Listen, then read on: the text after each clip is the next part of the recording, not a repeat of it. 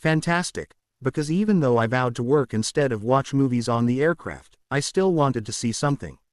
Since I only review books and movies that I strongly believe in, I will no longer be giving them numerical ratings.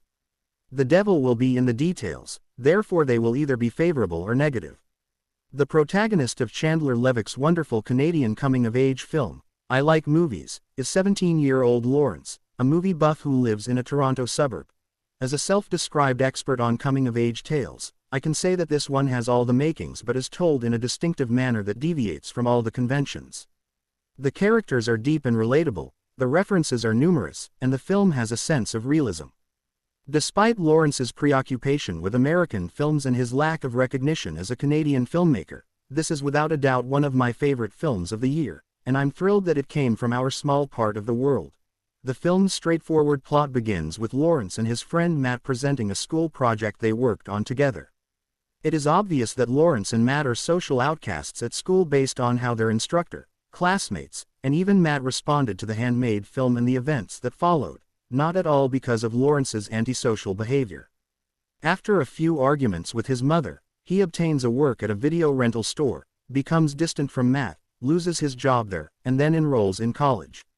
Common coming-of-age material that emphasizes friendship, parent-child connections, and accepting adulthood and maturity. The focus of I Like Movies is Lawrence, the unmarried protagonist, who is an annoying brat, in contrast to the 90s classics Stand By Me and The Breakfast Club.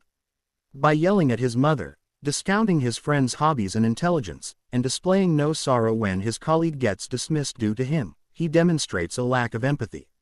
He believes that he is smarter than everyone, including his friends and family, and that he also has greater taste.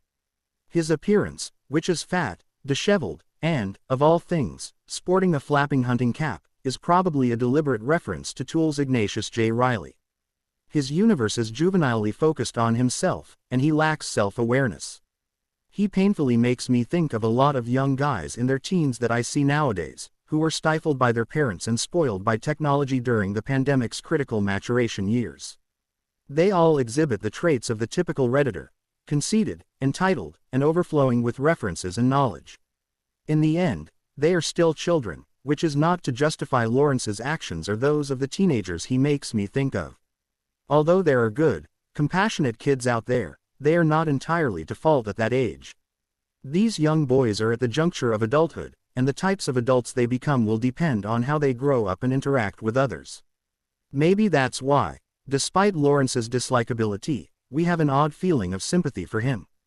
Lawrence's personality is shown as a weakness rather than a peculiar, endearing quality, much like Superbad, however I dare say that he is a little more sympathetic. The filmmaker may be credited with accurately portraying the teenage male because, despite the name's masculine connotations, Chandler Levick is a woman, which gives the movie depth and perspective. At one point, Lawrence's boss at work, Alana, yells that he is a brat who is unlikable and nerdy, and that he will succeed in this world because it is made for individuals just like him. This seems to be a vehicle for Chandler's personal complaints about the world, and possibly the movie business in particular. A coming-of-age film about males that is directed by a woman is extremely uncommon. Rather, films like Twilight, Bend It Like Beckham, The Sisterhood of the Traveling Pants, The Virgin Suicides, and Turning Red are directed by women and about females, respectively. But the two movies it most closely resembles are Diablo Cody's Juno, which has another sardonic lead whose life is in ruins, and Greta Gerwig's Lady Bird, which has almost every plot point. A selfish lead, arguments with the mother who is the primary caregiver, a wish to leave their town, the necessity of attending a pricey college in New York, and a shaky relationship with their best friend. Therefore, it's striking, though probably not surprising, that the film that best captures the contemporary adolescent guy is directed by a woman and takes place in the early 2000s. The fact that I can identify with Lawrence, I've been afraid that people will think I'm Ignatius J. Reilly ever since I read A Confederacy of Dunces, contributes to the appeal. I was ecstatic when I recognized the introduction as a Dickensian allusion, but I was appalled to discover that it was easy pickings for losers like me, who would then instantly identify with Lawrence.